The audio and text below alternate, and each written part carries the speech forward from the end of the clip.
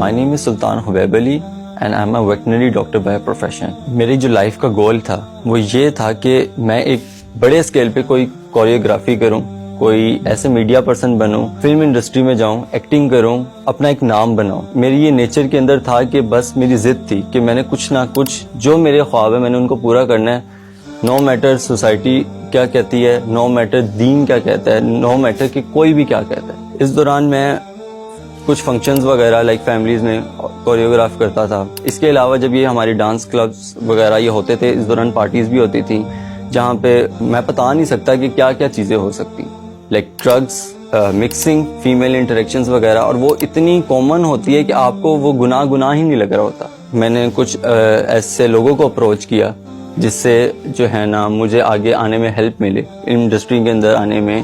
ایک dance academy join کرنے کے لیے بیسیکلی مجھے ایک پرسن ملتا ہے فیس بک کے تھرو, اور وہ مجھے ڈانس اکیڈمی میں لے کے جاتا ہے, اور وہاں پہ میری گروتھ بہت جلدی ہوتی ہے. تو میری اپروچ بڑھتی ہے. As a back ground dancer سے مجھے وہ لیڈ پہ لے کے آتے ہیں جہاں پہ آپ سکھاتے ہیں لوگوں کو, جو آپ کو ایک پورا ایک سانگ دیا جاتا ہے. وہ مجھے ایک کانٹریکٹ کے بارے میں بتاتا ہے. پروسیس کیا ہے, آپ کو ایکٹ کرنا ہے کہ آپ ہوموسیکشول ہیں, آپ ہوموسیکشول ہیں, اور آپ نے صرف ایکٹ کرنا ہے, ابھی آپ نے اور کچھ بھی نہیں کرنا.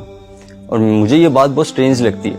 اس میٹنگ کے دوران مجھے چیزیں کچھ کلیئر نہیں تھی اور میں نے اس کے لیے حامی بھر دی. وہاں انہی کے لوگ, انہوں نے جو ہے نا میری ڈیٹیلز وغیرہ, اوبویس بات ہے مجھے ان کو بتانی تھی, انہوں نے نکالی اور انہوں نے میرے دوستوں کو اپروچ کرنا سٹارٹ کر دی. پھر مجھے وہ لوگ جو ہے نا وہ مجھے ٹپیکلی ایک عجیب طریقے سے وہ مجھے میسج اپروچ کرتے ہیں, فیک اکاؤنٹس بناتے ہیں, اور وہ مجھے اپروچ کرتے ہیں کہ ہم تمہاری یہ باتیں لیک کر دیں گے, ہم تمہاری یہ کانٹریکٹ لیک کر دیں گے, جو کہ یہ ساری پروسیس ہے یا کوئی ریکارڈنگ ہے ہم لیک کر دیں گے. بلیک میل کیا مجھے کہ میں آپ کی فیملی کو بتا دوں گا کہ آپ اس ٹائم کے بعد آپ یہاں پہ جاتے ہیں, آپ کوچنگ کے لیے نہیں جاتے.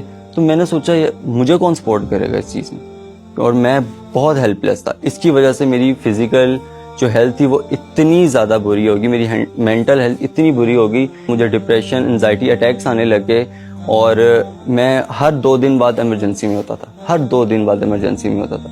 تو میں اس چیز کو لے کے بہت ڈر گیا تھا, میں اتنا ڈر گیا تھا کہ میں آپ کو بتا نہیں سکتا. میرے ابھی بھی وہ بات یاد کرتے ہوئے میرے رونگٹے کھڑے ہو جاتے ہیں. راتوں کو مجھے اٹیکس آ جانے, انزائٹی اٹیکس آنے, بہت زیادہ ہارٹ کی ایشو ہونے, اور ریزن کچھ بھی نہیں پتا. وہ مجھے صرف اینستھیزیا دیتے تھے اور میں 1-2 گھنٹے صرف نیند میں ہوتا تھا, اور جب میں اٹھتا تھا میرے دماغ کے اندر وہ چیزیں چلتی تھی کہ اب کیا. اور ایک ٹائم ایسا آیا, ایک رات ایسی آئی کہ میں نے کہا کہ اب صبح جو ہے نا میں پلز کھا لوں, میں کچھ ایسا کر لوں کہ مجھے تھا کہ سوسائیڈل اٹیمپٹ, اس کے علاوہ کچھ نظر نہیں آ رہا تھا.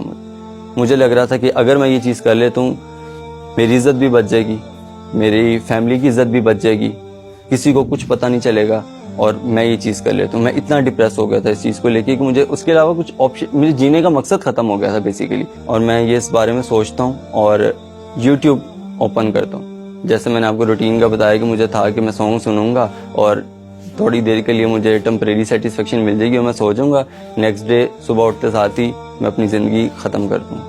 اور میں اتنا پختہ تھا اس چیز پہ, اور مجھے پتا تھا کہ میرے ڈیسیجن ایسے نہیں ہوتے کہ یار چینج کر لوں. مجھے پتا تھا کہ اگر میں نے یہ سوچ لی تو یہ میں کروں گا تو ضرور. میں یوٹیوب سرچ کرنے کے لیے کھولتا ہوں اور سامنے ضیاء بھائی کی ایک ویڈیو آتی ہے, مجھے ٹائٹل اس کا صحیح سے یاد نہیں ہے. میں صرف ضیاء بھائی کو دیکھ رہا ہوتا ہوں, اور مجھے نہیں پتا کہ یوتھ کلب کیا ہے, مجھے نہیں پتا ضیاء بھائی کیا ہیں, مجھے نہیں پتا توحا بھائی کیا ہیں. صرف میں وہ دیکھتا ہوں, اور وہ اس میں نا ایسے لگ رہا تھا کہ جیسے وہ صرف میرے سے بات کر. وہ قرآن کی نا اس میں آیت کا کوئی ترجمہ بھی تھا کہ اللہ نے نہ تو تمہیں چھوڑا ہے اور نہ تو وہ تم سے بیزار ہوئے. مجھے یہ آیت اتنی, جس کا جو ترجمہ تھا وہ مجھے اتنا ہٹ کیا اس چیز میں کہ آئی ایم ناٹ الون. اور اسی دوران مجھے یوتھ کلب کا نمبر ملتا ہے ایک بندے سے.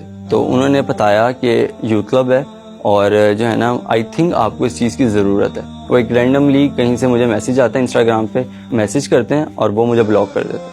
مجھے نہیں پتا کہ وہ کون تھا. خیر مجھے اس دوران مجھے کچھ سمجھ نہیں آئی تھی میں کیا کروں. میں نے صرف نمبر اٹھایا اور میں نے جو ہے نا ٹیکسٹ کر دیا. صبح وہ مجھے ٹائم بتاتے ہیں کہ آپ اس ٹائم کے لیے آ جائیں, چاہے آپ آدھے گھنٹے کے لیے آ جائیں. اور میں پھر سوچتا ہوں کہ نہیں, مجھے نہیں جانا چاہیے. مجھے نہیں لگ رہا کہ شاید یہ چیز میرے لیے ورک کرے گی, کیونکہ میں یہ بندہ ہوں ہی نہیں. میں میوزک سنتا ہوں, میں یہ چیزیں کرتا ہوں, میں کہاں یہ مولویوں کے بس پڑ جاؤں گا. اور کیا مطلب مجھے سمجھ نہیں آئی تھی کہ وہ کیا زیادہ سے زیادہ برین واشنگ کر لیں گے, لیکن مجھے اس چیز سے پروٹیکٹ تو نہیں کر سکتے کیونکہ پرسنلی وہ بھی مجھے نہیں جانتے. کیوں کوئی شخص کسی کی مدد کرے گا بغیر کسی وجہ کے. تو جس روٹ سے میں جا رہا ہوتا ہوں مجھے اسی روٹ پہ جب میں سگنل پہ کھڑا ہوتا ہوں میں جو ہے نا ادھر ادھر دیکھتا ہوں اور مجھے یوتھ کلب کا وہ آفس نظر آتا ہے. کیونکہ جس روٹ سے جانا تھا مجھے نہیں پتا تھا کہ یہاں پہ وائی سی کا, میں نے کچھ سرچ نہیں کیا تھا اور نہ میں نے میٹنگ کے لیے ان کو ہاں بولا. جسٹ یوتھ کلب کا وہ میں بورڈ دیکھتا ہوں, پھر میں ڈیسائیڈ کرتا ہوں کہ اگر تمہیں یہاں تک پہنچ گیا ہوں اور چلو وائی سی آ ہی گیا ہوں, میں دیکھ لیتا ہوں کہ یہ کیا چیز ہے, یہ کیا آرگنائزیشن ہے, یہ کیا ہے, یہ لوگ کیا میری ہیلپ کریں گے اس چیز میں. میں وائی سی کے اندر انٹر ہوتا ہوں اور میری ملاقات بھائیوں سے ہوتی ہے جو کہ مجھے کبھی ملے نہیں, جو کہ مجھے جانتے نہیں, لیکن وہ مجھے اس طریقے سے ملتے ہیں, وہ اس محبت سے ملتے ہیں. مطلب میں ان سے پوچھتا تھا کہ آپ مجھے جانتے ہیں یا آپ نے مجھے کہیں دیکھا ہے, تو وہ مجھے کہتے ہیں کہ ہاں آپ اسلام میں ہمارے بھائی ہیں. تو یہ چیز مجھے اتنی ایموشنلی ہٹ کرتی ہے اور میں اتنا ایموشنل ہو جاتا ہوں صرف اس چیز کو لے کے کہ وہ جو بندہ مجھے فرسٹ ٹائم مل رہا ہے اور جو مجھے دیکھ رہا ہے, تو نہ وہ میری پرسنالٹی کو جانتا ہے, نہ وہ میرے پاس کو جانتا ہے, اور نہ وہ جانتا ہے کہ میں نے کتنا گناہ گار بندہ ہوں, میں نے کیا کیا چیزیں کی ہیں.